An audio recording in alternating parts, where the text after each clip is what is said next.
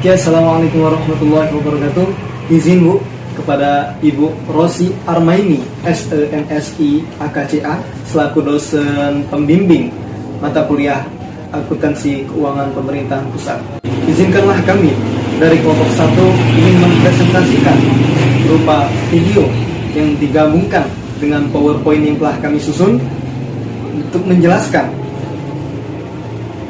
daripada materi yang telah kami buat. Namun sebelum itu, izinkanlah kami memperkenalkan diri. Perkenalkan, nama saya Mas Muhammad Tori Jamil, selaku ketua dari kelompok dan editor video. Adapun anggota saya, yaitu Assalamualaikum warahmatullahi wabarakatuh. Perkenalkan, nama saya Triana Novitri, kelas 3 APD dengan NPM 062140510405. Assalamualaikum warahmatullahi wabarakatuh. Halo semuanya. Perkenalkan, nama saya Kur Febrianti dengan NPM 062140510402. Terima kasih. Baiklah, sini saya akan membacakan daripada pembagian sub kelompok kami, yaitu tentang reformasi pengelolaan keuangan negara. Dibagi menjadi 3 bagian. Yang pertama, Undang-Undang Nomor 17 Tahun 2003 tentang Keuangan Negara. Yang kedua, Undang-Undang Nomor 1 Tahun 2004 tentang Perbendaharaan Negara. Dan yang terakhir, Undang-Undang Nomor 15 Tahun 2004 tentang Pemeriksaan Pengelolaan dan Tanggung Jawab Keuangan Negara. Adapun yang pertama, Undang-Undang Nomor 17 Tahun 2003 tentang Keuangan Negara. Dasar pemikiran sebagai suatu negara yang berkedaulatan rakyat berdasarkan hukum dan menyelenggarakan pemerintahan negara berdasarkan konstitusi. Sistem pengelolaan keuangan negara harus sesuai dengan aturan pokok yang ditetapkan dalam Undang-Undang Dasar tahun 1945 bab 8 hal keuangan. B. Hal-hal baru dan garis miring atau perubahan mendasar dalam ketentuan pengelolaan keuangan negara yang diatur dalam undang-undang ini, dan ruang lingkup keuangan negara, yaitu menggunakan pendekatan yang digunakan dalam merumuskan keuangan negara adalah dari sisi objek, subjek, dan proses serta tujuan. Adapun bidang pengelolaan keuangan negara yang demikian luas dapat dikelompokkan dalam sub-bidang pengelolaan fiskal, sub-bidang pengelolaan moneter, dan sub-bidang pengelolaan kekayaan negara yang dipisahkan. D. Asas-asas umum pengelolaan kekuasaan negara. Sesuai dengan amanat pasal 23C Undang-Undang Dasar 1945, Undang-Undang tentang Keuangan Negara perlu menjabarkan aturan pokok yang telah ditetapkan dalam undang-undang, meliputi baik asas-asas yang telah lama dikenal dalam pengelolaan keuangan negara seperti asas tahunan, asas universalitas, asas kesatuan sebagai pencerminan best practice atau penerapan kaidah-kaidah yang baik dalam pengelolaan keuangan negara, antara lain: A. Akuntabilitas berorientasi pada hasil. B. Profesionalitas. C. Proporsionalitas. Dan D. Keterbukaan dan pengelolaan. Serta E. Pemeriksaan keuangan oleh badan pemeriksa yang bebas dan mandiri. Selanjutnya bagian E, yaitu kekuasaan atas pengelolaan keuangan negara.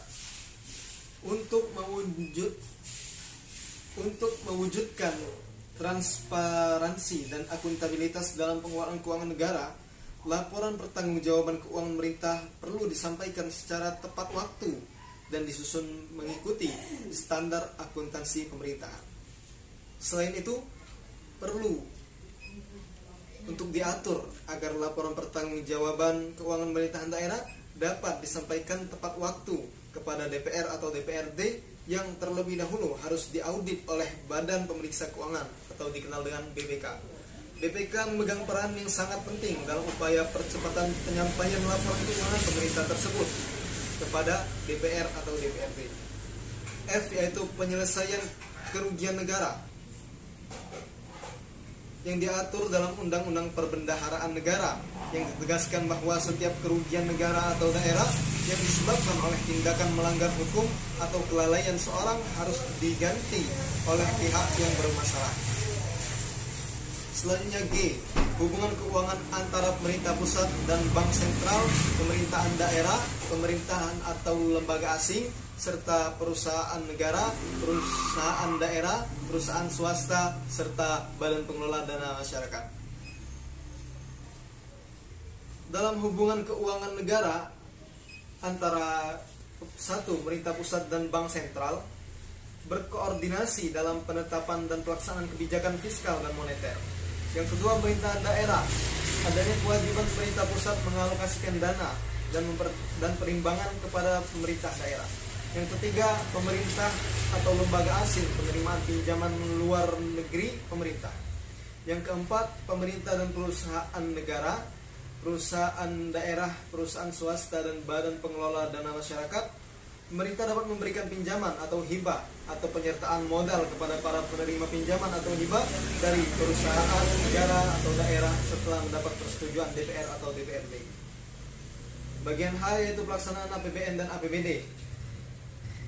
Setelah APBN dan APBD ditetapkan serta dirinci dengan undang-undang pelaksanaan dituangkan lebih lanjut dengan keputusan Presiden sebagai pedoman bagi Kementerian Negara atau lembaga pelaksanaan anggaran untuk memberikan informasi mengenai perkembangan pelaksanaan APBN atau APBD, pemerintah pusat perlu menyampaikan laporan realisasi semester kepada DPR atau DPRD pada setiap akhir bulan Juli tahun anggaran yang bersangkutan.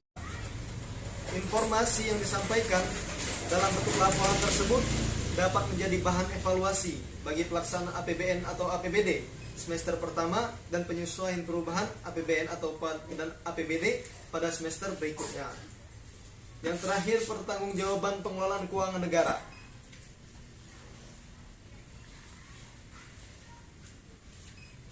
Di mana laporan seperti realisasi anggaran, neraca, dan laporan arus kas serta CALK harus disusun sesuai dengan standar akuntansi pemerintahan. Laporan keuangan pemerintah pusat dan pemerintah daerah yang harus diperiksa oleh Badan Meriksa Keuangan harus disampaikan kepada DPR atau DPRD selambat-lambatnya 6 bulan setelah berakhirnya tahun anggaran yang bersangkutan. Selain itu perlu ditegaskan prinsip yang berlaku universal bahwa barang siapa yang diberi kewenangan untuk menerima, menyimpan, membayar, dan menyerahkan uang bertanggung jawab secara pribadi atas semua kekurangan yang terjadi dalam pengurusannya. Kewajiban untuk mengganti kerugian keuangan negara oleh para pengelola keuangan negara dimaksud merupakan unsur pengendalian intern yang andal. Selanjutnya yaitu bagian B yang akan dijelaskan oleh teman saya, Kur Febrianti. Kepada teman saya persilakan.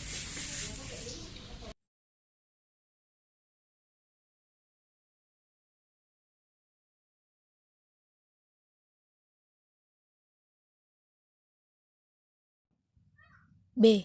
Pengertian, ruang lingkup, dan azas umum perbendaharaan negara. Dalam Undang-Undang Perbendaharaan Negara ini ditetapkan bahwa perbendaharaan negara adalah pengelolaan dan pertanggungjawaban keuangan negara, termasuk investasi dan kekayaan yang dipisahkan. Uang ditetapkan dalam APBN dan APBD. Sesuai dengan pengertian tersebut, dalam Undang-Undang Perbendaharaan Negara ini diatur ruang lingkup, azas umum perbendaharaan negara, kewenangan pejabat perbendaharaan negara, pelaksanaan, pendapatan, dan belanja negara atau daerah, pengelolaan keuangan negara atau daerah, pengelolaan piutang dan utang negara atau daerah, penatausahaan dan pertanggungjawaban APBN atau APBD, pengendalian intern pemerintah, penyelesaian kerugian negara atau daerah, serta pengelolaan keuangan badan layanan umum. C. Pejabat Perbendaharaan Negara. Sejalan dengan ketentuan yang diatur dalam Undang-Undang Nomor 17 Tahun 2003 tentang Keuangan Negara, Menteri Keuangan sebagai pembantu Presiden dalam bidang keuangan pada hakikatnya adalah Chief Financial Officer atau CFO, Pemerintah Republik Indonesia. Sementara setiap menteri atau pimpinan lembaga pada hakikatnya adalah Chief Operational Officer atau COO untuk suatu bidang tertentu pemerintahan. Sesuai dengan prinsip tersebut, Kementerian Keuangan berwenang dan bertanggung jawab atas pengelolaan aset dan kewajiban negara secara nasional.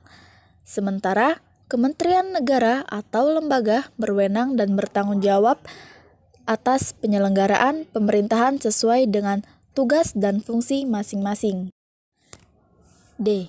Penerapan kaidah pengelolaan keuangan yang sehat di lingkungan pemerintahan.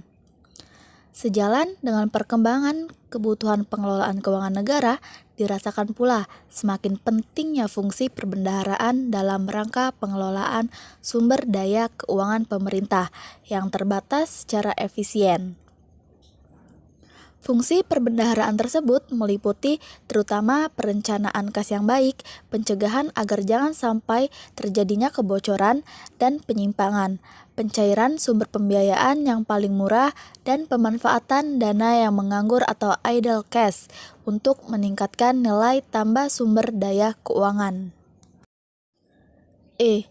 Penatausahaan dan pertanggungjawaban pelaksanaan anggaran. Untuk mewujudkan transparansi dan akuntabilitas dalam pengelolaan keuangan negara, laporan pertanggungjawaban keuangan pemerintah perlu disampaikan secara tepat waktu dan disusun mengikuti standar akuntansi pemerintahan.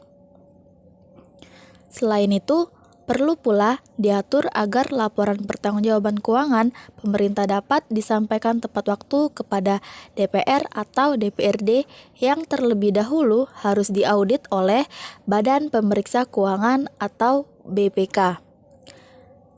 BPK memegang peran yang sangat penting dalam upaya pencepatan penyampaian laporan keuangan pemerintah tersebut kepada DPR atau DPRD.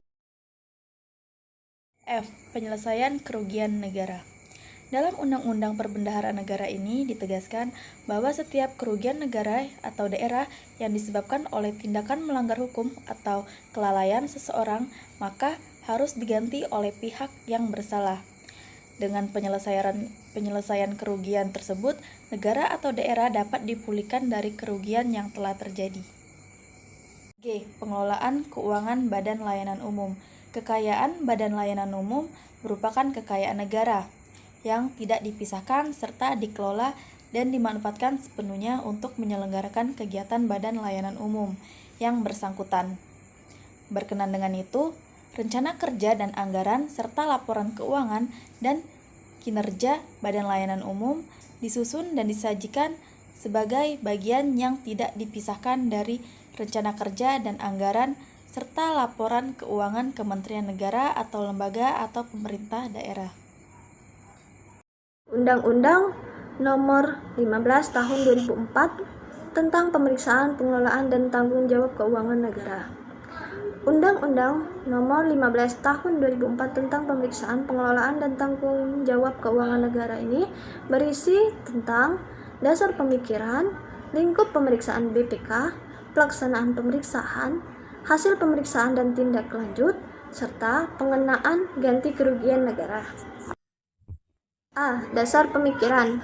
Dalam pelaksanaan tugas pemeriksaan, pengelolaan, dan tanggung jawab keuangan negara, sampai saat ini, BPK masih berpedoman pada Instruksi en verdere bepalingen voor de Algemene Rekenkamer atau IAR Statsblad 1898 nomor 9 sebagaimana telah diubah terakhir dengan Statsblad 1933 nomor 320. Agar BPK dapat mewujudkan fungsinya secara efektif, dalam undang-undang ini diatur hal-hal pokok yang berkaitan dengan pemeriksaan, pengelolaan, dan tanggung jawab keuangan negara sebagai berikut. Yang pertama adalah pengertian pemeriksaan dan pemeriksa, lingkup pemeriksaan, standar pemeriksaan, kebebasan dan kemandirian dalam pelaksanaan pemeriksa, akses pemeriksa terhadap informasi, kewenangan untuk mengelola pengendalian intern, hasil pemeriksaan dan tindak lanjut, pengenaan ganti kerugian, serta sanksi pidana. Lingkup pemeriksaan BPK atau Badan Pemeriksa Keuangan. BPK diberi kewenangan untuk melakukan 3 jenis pemeriksaan, yaitu pemeriksaan keuangan, pemeriksaan kinerja, pemeriksaan dengan tujuan tertentu. Pelaksanaan pemeriksaan sebagaimana dimaksudkan di atas didasarkan pada suatu standar pemeriksaan. Standar pemeriksaan disusun oleh BPK dengan mempertimbangkan standar di lingkungan profesi audit secara internasional.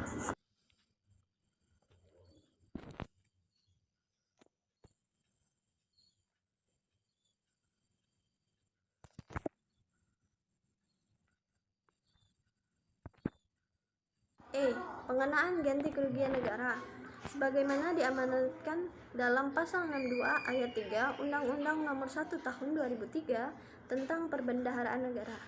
Undang-undang ini mengatur lebih lanjut tentang pengenaan ganti kerugian negara atau daerah terhadap bendahara. BPK menerbitkan surat keputusan penetapan batas waktu pertanggungjawaban bendahara atas kekurangan kas atau barang yang terjadi setelah mengetahui ada kekurangan kas atau barang dalam persediaan yang merugikan keuangan negara atau daerah. Bendahara tersebut dapat mengajukan keberatan terhadap putusan BPK. Pengaturan tata cara penyelesaian ganti kerugian negara atau daerah ini ditetapkan oleh BPK setelah berkonsultasi dengan pemerintah.